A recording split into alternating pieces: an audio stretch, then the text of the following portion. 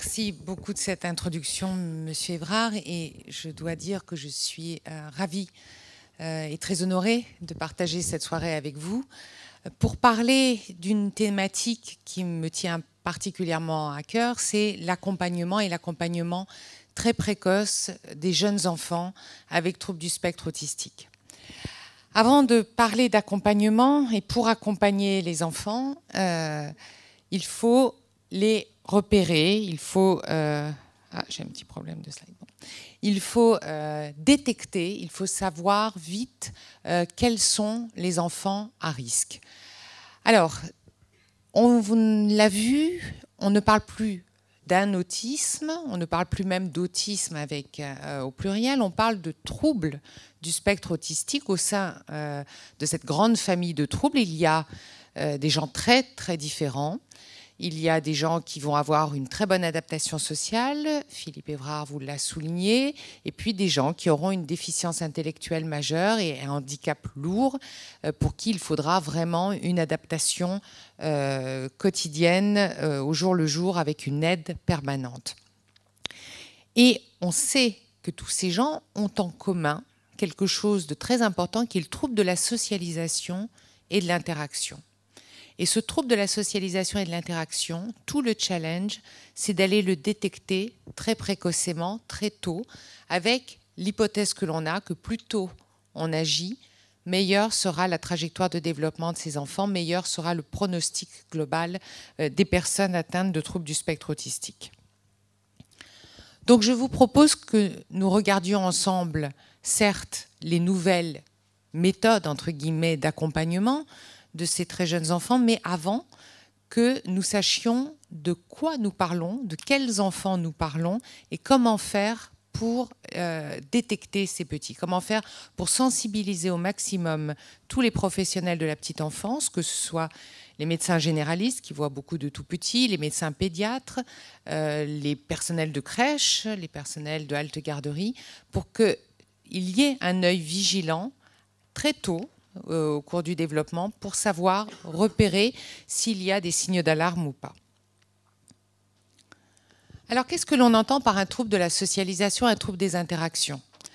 Être en interaction avec autrui, c'est déjà essayer de rentrer en lien avec quelqu'un qui nous ressemble, de notre espèce, essayer de partager quelque chose avec lui, savoir se mettre à sa place, savoir faire une lecture pertinente de ce qu'elle peut ressentir, de son état émotionnel ou de son intentionnalité.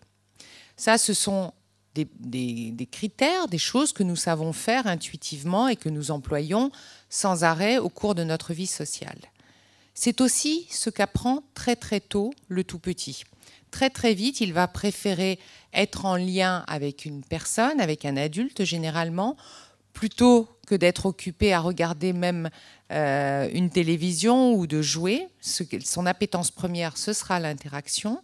Très vite, il va formuler des demandes pour être en lien avec les autres, plutôt qu'isolé. Très vite, il va partager l'état émotionnel de l'autre, rire aux éclats, rechercher le jeu et imiter l'adulte qui joue avec lui. Donc ce sont des compétences qui viennent très très tôt, qui s'installent très tôt dans la vie. Et ces compétences, pour les mettre en place, pour qu'elles soient vraiment fonctionnelles, il faut au moins utiliser notre modalité à nous dans notre espèce humaine, qui est aussi partagée avec les primates, les grands singes, au moins utiliser notre regard. Parce que notre regard va permettre d'être un indicateur très puissant, très solide, non seulement sur la reconnaissance de l'autre, toi tu fais partie de mon espèce, je te reconnais, mais également, encore une fois, pour lire l'intentionnalité de l'autre, lire les émotions de l'autre et savoir s'ajuster dans une situation sociale. Et ça, ce sont des choses qui ont aujourd'hui été montrées, mais je veux juste vous faire un petit test.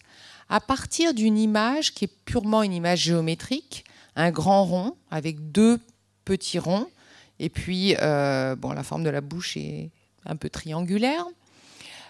Vous allez regarder cette image et vous allez automatiquement fixer votre regard sur ce qui est supposé être des yeux, sur sa figure géométrique. Et d'emblée, en traitant l'ensemble de l'image, vous allez donner une intentionnalité à ce regard. C'est-à-dire que ce regard qui va se fixer sur une marque qu'on ne citera pas de friandise, automatiquement, juste à partir d'une direction, vous allez vous dire, ce petit personnage préfère ce type de friandise. Vous faites du décodage de la perception sociale en permanence et très très vite. Votre cerveau traite très très vite cette information, qui est une information, encore une fois, à partir juste d'un support géométrique. Alors, la perception sociale, elle a été mesurée au travers d'un outil qu'on appelle le eye tracking et qui permet de regarder où nous fixons notre regard, combien de temps nous le fixons et qu'est-ce que nous préférons regarder. Alors, dans cette diapo, vous voyez une petite scène d'un film que vous connaissez probablement, Qui a peur de Virginia Woolf, où il y a 3 personnages. Généralement, on dit que c'est le trio amoureux, le mari, la femme et le possible amant. Nous tous, nous regardons cette scène et nous regardons cette sorte de triangulation. Nous allons voir un petit peu comment les personnages interagissent entre eux au travers du regard qu'ils se portent. Le tracé jaune est celui d'une personne à développement classique. Le tracé rouge est celui d'une personne avec trouble du spectre autistique. Que peut-on comprendre de cette scène sociale si on a uniquement cet indicateur vers le bas? Pas grand-chose. On n'a pas les moyens d'avoir une notion claire de ce qui est en train de se jouer ici sur 3 personnages. On passe à côté. Là, je suis désolée, c'est un peu réduit, mais c'était un paradigme, très beau paradigme de l'équipe de Pelfrey, qui montrait très clairement que les personnes dites à développement normal, classique, quand ils regardent un visage, ils regardent essentiellement cette zone, ce triangle, où il y a l'impact du regard. En revanche, sur la colonne d'à côté, la première colonne, les personnes avec trouble du spectre autistique peuvent regarder le mouvement des lèvres, regarder un sourcil qui s'élève, regarder le cou, mais ne vont pas prendre en compte sur le visage humain cette partie-là. Et j'en viens à mon propos, ces résultats ont été très clairement démontrés chez des très jeunes enfants, d'abord par l'équipe d'Amy Klein qui a beaucoup travaillé sur cette thématique, qui a montré ces résultats chez des enfants de 15 mois. Voilà, un enfant qui regarde un écran, on va traquer la direction de son regard, et cet enfant, qui est à risque de trouble du spectre autistique, va préférentiellement regarder les lèvres de la personne qui est en train de lui parler, qui lui dit « Bonjour bébé, comment vas-tu? Est-ce que tout va bien aujourd'hui ?» Un enfant à développement classique, et c'est ce qu'il montre dans son groupe contrôle, va regarder les yeux du personnage. L'enfant avec trouble du spectre autistique va s'intéresser au mouvement des lèvres. Et on a aussi un très joli travail qui a été mené par Karen Pierce à San Diego, qui montre que nos enfants avec trouble du spectre autistique, eh bien, spontanément, leur préférence visuelle va aller plutôt vers des formes géométriques en mouvement, ici, plutôt que d'aller regarder des enfants qui rigolent, qui font des grimaces, qui sautillent, alors que le groupe contrôle, apparié au sexe et apparié en âge et en développement cognitif, va plutôt regarder les scènes sociales. Donc on est vraiment au cœur du problème, même chez le très très jeune enfant, avec ses difficultés de socialisation et d'interaction et ce trouble de la perception sociale dont on présuppose aujourd'hui qu'il serait issu d'anomalies ou d'atypicité de fonctionnement d'une zone du cerveau qui serait bien sûr en lien avec, en connexion avec tout un autre réseau cérébral, mais cette zone du cerveau, le sillon temporal supérieur, est supposée traiter le mouvement biologique, qui est la première base de notre compréhension justement des grimaces, par exemple, ou de nos expressions faciales, mais qui traite également la perception de la voix humaine. Donc vraiment, le premier step pour la perception sociale. Et on a démontré des anomalies de traitement très clairement sur cette zone. Alors, pourquoi faire un diagnostic précoce dans ce type de trouble? Sachez tout d'abord que l'âge moyen de ce diagnostic, on l'a vu tout à l'heure, il peut aller de 34-36 mois jusqu'à 61 mois. Et ça, c'est corrélé essentiellement au niveau socio-économique des parents. Plus ce niveau est faible, plus le diagnostic est tardif. En revanche, ce que l'on sait très bien, c'est que les premières inquiétudes des parents, elles surviennent vite. En moyenne vers 18 mois, mais pour une grande partie 1 sur 2, cela peut être avant 12 mois. Donc il faut écouter lorsque les parents nous signalent qu'il y a des atypicités dans le développement de leur enfant. Mais ce qui est très important aussi, c'est que lorsque l'on a fait une étude un peu rétrospective avec les parents, seuls 28% vont en parler spontanément au pédiatre la première fois. Donc il faut aussi aller rechercher, aider les parents en leur disant « mais est-ce qu'il n'y a pas quelque chose qui vous inquiète tout de même ?» pour être au plus près vraiment du développement de l'enfant. Ces données-là, elles ont amené l'Académie américaine de pédiatrie dès 2001 à conseiller de faire ce que l'on appelle un screening, c'est-à-dire en population générale, aller voir chez les petits de 18 et 24 mois s'il y avait des signes alarmants qui présupposeraient la survenue de troubles du spectre autistique, avec l'idée d'un tripode qui irait de la détection en passant par le diagnostic et l'intervention précoce et qui serait la prérogative vraiment à une amélioration du pronostic et surtout une amélioration globale des handicaps secondaires aux troubles du spectre autistique. Il faut aller vite aussi parce que notre compréhension du développement cérébral nous a amené à savoir déjà que le cerveau d'un tout petit est en perpétuel changement. Ce changement est motivé essentiellement sur les allers-retours et l'expérience que fait l'enfant avec son environnement, et qu'il y a une période privilégiée, qu'on a une sorte de fenêtre temporelle, où ce que l'on appelle la plasticité cérébrale, c'est-à-dire la capacité du cerveau à revoir son organisation structurale en fonction de l'influence de l'environnement, et à, du coup, mettre en place une organisation fonctionnelle distincte. Eh bien, cette plasticité cérébrale, elle est beaucoup plus élevée chez le tout petit. Et c'est essentiellement cette période qui nous intéresse, cette période entre 2 et 4 ans, sur lesquels on pourrait vraiment agir et modifier peut-être l'organisation structurelle princeps qui est définie par des facteurs biologiques. Monsieur Évrard nous a parlé des facteurs génétiques tout à l'heure. Eh bien, modifier vraiment jusqu'à arriver à compenser le déficit qui serait prévu par la génétique via la stimulation précoce et via l'installation d'autres connexions neuronales. Donc le modèle que l'on a aujourd'hui dans ce type de trouble, c'est ce que l'on appelle un modèle transactionnel du développement. C'est-à-dire un modèle où les bases biologiques, le développement du cerveau, l'expression de ce développement, c'est-à-dire au niveau symptomatologique, seraient en perpétuelle interaction avec l'environnement social.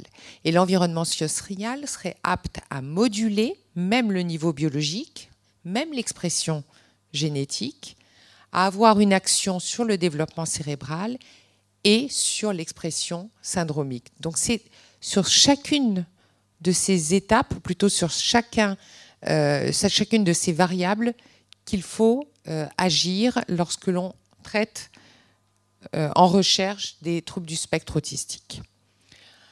Donc, on l'a vu, diagnostic précoce indispensable, l'intervention précoce.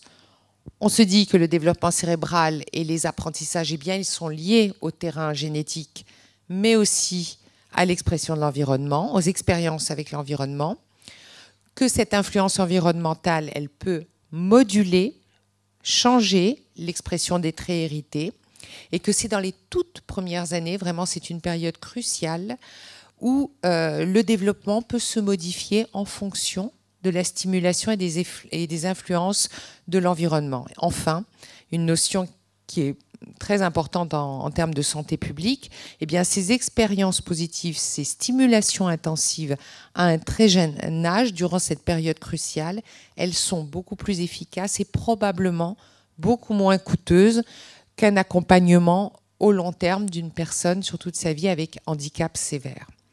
En termes de santé publique, ce sont des données importantes. Alors, il faut aller les reconnaître, ces petits. Déjà, la base pour les reconnaître, c'est de savoir comment ces enfants se développent en termes de socialisation sur un développement typique. Savoir qu'à 6 mois, un enfant, eh bien, il adore jouer avec vous, il éclate de rire, il va rechercher avec plaisir l'interaction. Qu'entre 6 et 12 mois, il est tout à fait apte à répondre à son prénom, qu'il babille, qu'il aime les jeux sociaux, qu'il partage ça avec un intense plaisir et qu'il a une gamme d'expressions émotionnelles très large et qu'il peut aussi comprendre très clairement les émotions d'autrui et qu'il va varier en fonction des expressions faciales que l'on peut avoir. Et puis entre 12 et 18 mois, on a déjà des grands qui sont capables de pointer. Pointer, c'est extrêmement important. Pointer, c'est la première demande. Je veux atteindre ça, c'est ça que je veux.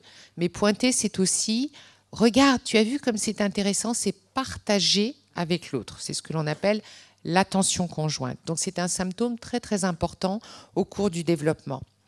Et puis à 12 mois, déjà on avait nettement amorcé les choses avant dans le développement, mais on imite très clairement la petite gestuelle que peut faire l'adulte, et puis on développe vraiment un intérêt pour les pairs, pour les autres enfants. On est en recherche de l'interaction avec autrui. La question qui se pose, c'est à partir de quand pouvons-nous repérer et à partir de quand pouvons-nous poser ce diagnostic de trouble du spectre autistique? Quels sont les premiers signes? C'est très difficile parce qu'il y a une grande hétérogénéité dans le développement. Ça fait partie des particularités de l'espèce. On a des enfants qui peuvent avoir des schémas de développement très variables. En revanche, lorsqu'il y a vraiment un défect sur l'évolution développementale, on doit pouvoir le noter. Et puis nous n'avons pas, rappelons-nous, c'est un diagnostic purement comportemental, purement clinique. Il n'y a pas de marqueur de validité externe, il n'y a pas de marqueur biologique qui permet de dire oui, je suis en face d'une personne qui va développer ce type de trouble, ou non, elle n'est pas porteuse de ce facteur de risque ou de ce marqueur biologique, donc elle ne développera pas ce trouble. Donc ce qui nous a beaucoup aidé dans le domaine, c'est d'aller étudier les petits frères et petites sœurs des enfants qui ont déjà un trouble du spectre autistique, en sachant qu'ils ont un risque qui va maintenant, dans les toutes dernières études, entre 18 et 20% plus de risque qu'en population générale. Donc on va observer comment se développent ces enfants du tout début et pendant la période des 3 premières années, pour voir à partir de quand vraiment il y a ces symptômes qui apparaissent et quand on peut espérer avoir un diagnostic stable. Et ce qui apparaît le plus nettement, c'est ce pattern, ce regroupement de symptômes qui associe le déficit d'orientation au nom des enfants qui ne répondent pas, qui ne se retournent pas quand on les appelle. C'est ce qui fait souvent suspecter un trouble de l'audition chez ces enfants, ce qui explique que souvent ils ont tous eu un bilan, un audiogramme et des potentiels évoqués auditifs. Un trouble du regard vers le visage d'autrui, maintenant vous êtes sensibilisés à ce point. Des problèmes d'attention conjointe, s'intéresser à quelque chose avec quelqu'un et partager l'intérêt. Le partage affectif, c'est plutôt l'échange affectif pendant l'interaction, et puis les capacités d'imitation. Donc ce pattern semble être le plus solide pour définir ce qui peut s'installer comme un trouble du spectre autistique, et le plus souvent, ce pattern est installé entre 12 et 24 mois, avec en moyenne un pic vers 18 mois. Alors les signes d'alerte, je ne vais pas tous les passer en revue, mais vraiment il y a une volonté de focaliser ces signes sur tout ce qui est socialisation, échange, interaction. Les comportements stéréotypés, vous savez, ces mouvements répétitifs, les balancements, le flapping des mains et les intérêts spécifiques dont on parlait tout à l'heure, des intérêts pour aller voir, connaître par cœur des dates de calendrier, ou connaître la généalogie des rois de France, ou connaître toutes les marques de voitures. Tout ça s'installe un peu plus tard. Mais ce qui est vraiment très intéressant, c'est d'aller détecter très vite les défects de socialisation. Et on a maintenant des outils qui nous aident dans ce sens-là, et qui aident surtout les premiers professionnels qui voient les enfants, les médecins généralistes, les médecins pédiatres. On a des outils de détection qui sont rapides en passation, qui sont peu coûteux, qui sont le plus souvent remplis par les parents, dont un outil de référence qu'on appelle le MChat avec sa version révisée. C'est un petit questionnaire court de 23 items que les parents remplissent dans la salle d'attente, que le médecin reprend, il fait une cotation très rapide. Et dans les items qui cotent, il y a des items très spécifiques aux troubles du spectre autistique. C'est un instrument suffisamment sensible, un petit peu moins spécifique. Il y a effectivement des faux positifs. Et il y a besoin, lorsqu'on a une inquiétude, d'en référer aux parents et d'aller voir s'ils partagent cette inquiétude. Ces 6 symptômes discriminatifs au sein de l'échelle même sont vraiment marqués sur la socialisation, le pointage, la capacité à répondre à l'autre. Et si l'enfant répond à 2 de ces 6 symptômes ou à 3 de l'ensemble des 23 symptômes, eh bien, après l'entretien avec les parents, on oriente vers un centre qui est capable de diagnostiquer précocement les troubles du spectre autistique. Ce diagnostic, il se fait avec une équipe pluridisciplinaire. Ce n'est pas une personne qui peut poser un diagnostic, c'est vraiment plusieurs compétences réunies avec des procédures qui doivent être adaptées au très jeune âge de développement.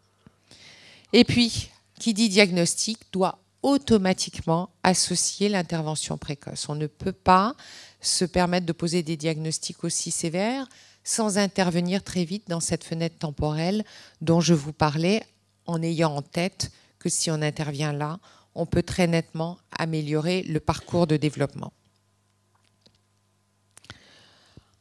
Alors intervenir, c'est d'abord stimuler, c'est-à-dire donner au maximum de chance au potentiel de l'enfant en intervenant directement auprès de lui, mais dans tous ses axes de développement. Ça doit s'effectuer très très tôt et ça doit s'effectuer même avant 4 ans, avant l'âge de la scolarisation, avec l'idée qu'on n'est pas dans une politique de potentielle guérison, puisque nous sommes sur un trouble neurodéveloppemental, mais on est plutôt dans un objectif préventif d'installation de handicap secondaire. Et intervenir, ça va être un champ plus large dont fait partie la stimulation, c'est-à-dire évidemment une action orientée vers l'enfant, mais aussi orientée vers les parents, donner le maximum de chance aux parents de pouvoir interagir avec leur enfant, d'avoir les bonnes aptitudes de communication, de pouvoir l'aider à se socialiser, et ce, dans l'ensemble du champ de socialisation, dans l'ensemble de l'environnement de l'enfant. Les cibles, vous l'avez vu au décours des symptômes que je vous ai décrits, les toutes premières cibles, c'est travailler sur le contact, travailler sur l'attention conjointe, l'imitation, bien sûr la communication et la gestion de ce que l'on appelle les comportements problèmes. C'est-à-dire que quand on n'a pas de langage, ni un langage verbal, ni un langage gestuel, quand on a un problème, quand on a froid, quand on a faim, quand on a mal, la seule façon de s'exprimer, c'est souvent avec ce que l'on appelle les comportements problèmes. On se met à crier, on se roule par terre, on peut se frapper ou on peut frapper l'autre, parce qu'on n'a pas de modalité autre de communication, et c'est ce qu'on veut éviter. On veut éviter l'installation de ce type de trouble. Alors on part sur des modèles d'intervention précoce et intensive qui vont demander une importante formation au niveau des professionnels, qui vont demander des procédures très structurées, homogènes pour savoir où l'on va, savoir ce que l'on fixe comme objectif et savoir mesurer le changement. Il faut que ces procédures elles soient individuelles, adaptées à chaque enfant. Il faut qu'elles soient suffisamment intensives pour être actives. Ça n'est pas 2 ou 3 heures par semaine qui vont changer la donne.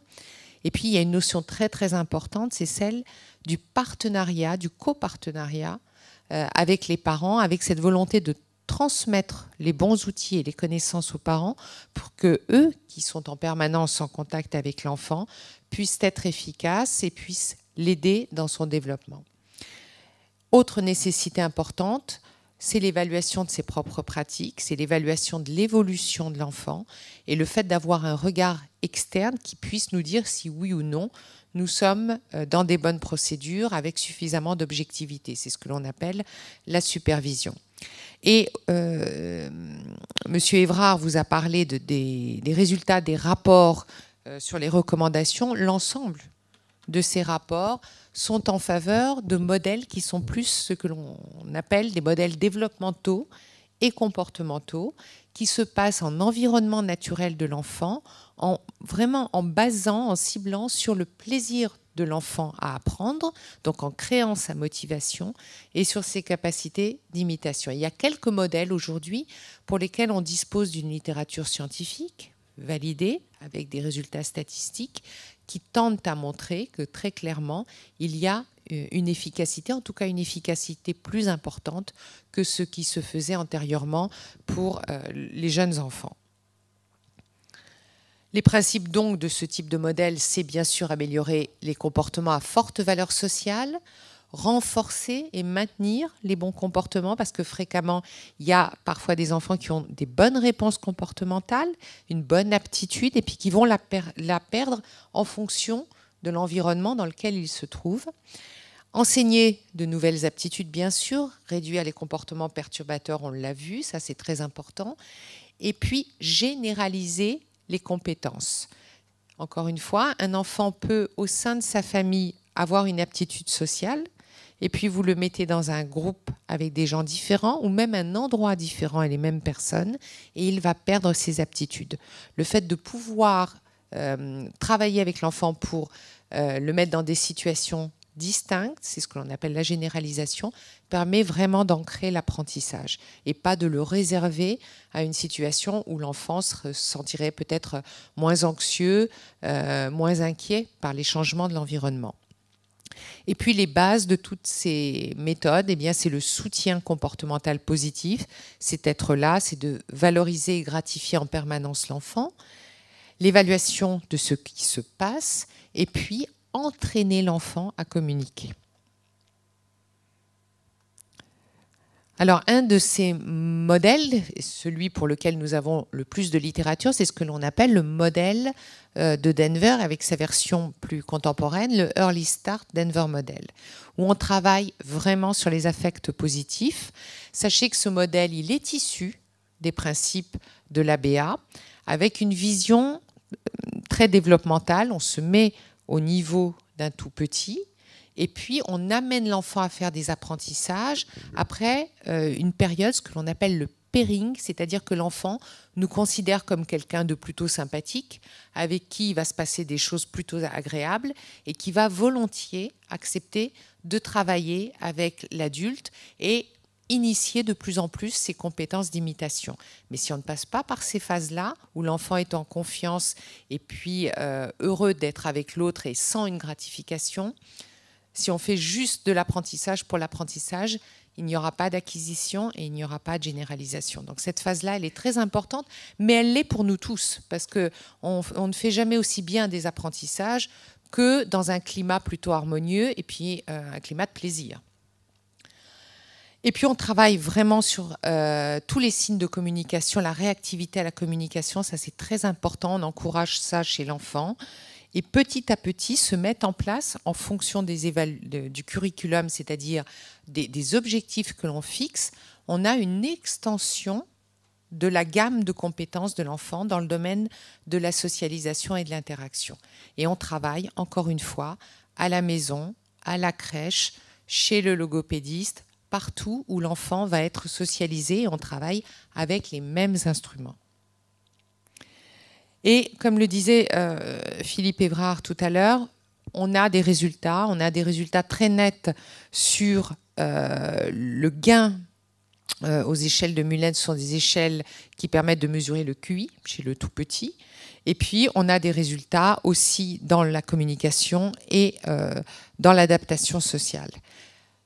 On a des résultats, mais ces résultats exigent une prise en charge au moins sur 2 ans, c'est comme ça que ça a été modélisé dans l'essai, chez des enfants jeunes d'avant 4 ans et avec des partenaires formés, des parents, que sont les parents. La méthode aussi, elle est coûteuse parce qu'elle exige ce que l'on appelle du 1 pour 1, c'est-à-dire un enfant, un adulte. Donc vous imaginez bien qu'à mettre en place à grande échelle, c'est un peu compliqué. Il faut peut-être probablement repenser ces modèles expérimentaux pour pouvoir les adapter vraiment pour la population. D'autres programmes ont montré une efficacité, donc ce qu'on appelle le programme Teach, plutôt pour les plus grands, qui a été décrit par Schopler, où on va aussi travailler à partir d'une évaluation très fine et très individualisée de l'enfant ou de l'adulte, puisqu'il s'agit ici dans le programme Teach d'adapter tout au long du parcours de vie. Et on va travailler sur des aménagements de l'environnement, dont on sait l'impact important, et on sait aussi que la personne autiste est très sensible aux modifications. On va passer par une pédagogie particulière avec un enseignement très structuré qui se base vraiment sur les particularités de la personne autiste, et on va intervenir aussi dans tous les milieux de socialisation, dont le milieu scolaire, qui est le premier milieu de socialisation de l'enfant.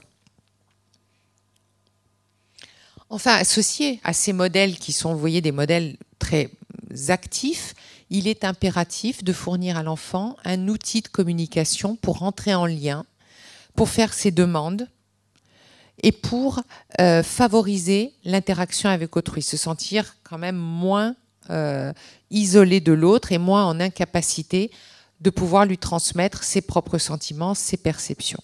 Alors pour ça, on peut utiliser différents outils. Un outil qui est peut-être un peu plus privilégié chez le très jeune enfant, c'est un outil qui se base sur ce qu'on appelle le traitement visuel. C'est-à-dire qu'on a remarqué que ce sont des personnes qui sont plutôt très performantes dans le traitement visuel, alors qu'elles le sont moins dans le traitement auditif. Donc on va se servir d'images, de pictogrammes, comme ici, pour apprendre à l'enfant à faire une demande. Alors d'abord, c'est guidé. Ça peut commencer par des objets plutôt que des images. Et puis petit à petit, la méthode se structure jusqu'à atteindre un niveau de syntaxe. C'est-à-dire qu'on peut faire des phrases. Je veux manger un gâteau. L'idée, c'est qu'on travaille évidemment aussi sur le verbal parce qu'on veut que le verbal ait une signification. C'est-à-dire avec le support visuel que le cerveau traite plus facilement et la notion de verbal, on peut installer au cours du temps l'apparition du langage. Et c'est ce qui apparaît chez les plus petits. Alors, cette intervention précoce, elle améliore le comportement, elle améliore la socialisation, la communication, l'autonomie, et elle permet globalement une meilleure intégration de l'enfant à l'école et puis tout au cours de la vie, une meilleure intégration de la personne dans la société. D'où l'intérêt de travailler très très tôt et d'agir au plus fort. On a maintenant les meilleurs indicateurs, les meilleurs prédicteurs de ce type de méthode. Je le disais tout à l'heure, l'âge, un meilleur gain avant 4 ans. L'intensité, la durée du traitement. Pour le modèle de Denver, par exemple, au moins 20 heures par semaine, avec sur au moins 2 ans. Un niveau de formation des professionnels de très bonne qualité, avec un niveau de supervision indispensable. Une formation des parents, une participation très active. C'est un gros effort qu'on demande aux parents, mais encore une fois, ce sont eux les principaux partenaires pour la mise en place de ce type de modèle. Et bien évidemment, les enfants avec un meilleur niveau cognitif ou une sévérité moindre du syndrome seront ceux qui bougeront le plus vite. Mais attention, enfin dans la cohorte dont je me suis occupée préalablement à Paris, des enfants que nous avions évalués comme des enfants avec vraiment une déficience intellectuelle, ont énormément progressé sous ce type de modèle. Donc, c'est valable pour l'ensemble des profils, l'ensemble des phénotypes. Donc, notre travail maintenant dans la mise en place de ces stratégies d'intervention précoce, c'est de réfléchir parce qu'il n'y a pas une modalité idéale. Là, je vous parle de ces modèles, mais ils ne fonctionnent pas pour tous les enfants. Donc, tout notre travail, c'est de réfléchir à la mise en place de nouveaux modèles qui répondent plus spécifiquement à des tableaux cliniques différents et qui soient surtout plus réalistes dans leur mise en place au niveau de la société et en termes de santé publique. Ce qu'il nous faut respecter, ce sont tous les aspects développementaux de l'enfant. On ne fait pas de la stimulation pour faire de la stimulation. On ne veut pas des petits singes savants, on veut des enfants qui acquièrent vraiment ces apprentissages et ces compétences pour être en relation harmonieuse avec autrui et pour prendre plaisir à interagir avec autrui. Et il nous faut aussi tenir compte de tous les aspects socio-culturels et économiques, d'informer, on en parlait tout à l'heure, informer et sensibiliser à ces aspects très précoces pour que nous puissions repérer au plus vite les enfants et les aider. Les freins, vous le savez, c'est encore une méconnaissance de ces signes précoces, le peu de formation et d'utilisation même aux outils de détection, le peu d'unités spécialisées diagnostiques. Il faut encore former les professionnels dans ce sens et puis former les professionnels à ces nouvelles méthodes d'intervention précoce. Cela demande une réflexion pour la mise en place, cela demande un réseau qui est certes un réseau de haut niveau ou tertiaire, c'est-à-dire avec des professionnels qui vont agir directement auprès de l'enfant en termes de diagnostic, d'accompagnement, mais ça demande aussi une sensibilisation très importante, je le disais, de tous les partenaires de la petite enfance, toutes les structures d'accueil où sont reçus les enfants, une formation très particulière des rééducateurs, les logopédistes, les psychomotriciens, les psychologues, et puis toucher aussi tout le réseau libéral médical, les médecins généralistes, les pédiatres, le médecin de famille, qui voit souvent le petit ou son petit frère et sa petite sœur, pour qu'il y ait déjà cette dynamique de recherche, de détection et d'orientation de ces enfants. Donc c'est un modèle plutôt synergique qui va associer le niveau primaire, je dirais secondaire et tertiaire, où se feront ces centres, où se feront ces diagnostics, et puis impliquer fortement les structures sociales, les structures d'accueil, les crèches, les écoles, et les parents et la famille vraiment au centre du processus. Et juste une petite phrase de Léon Gambetta qui est si vraie dans ce cas, c'est que nous avons sans doute aujourd'hui une meilleure compréhension de ces troubles et probablement des meilleures pistes pour vite permettre à ces enfants d'avoir une trajectoire de vie sans doute différente et moins invalidée. Je vous remercie.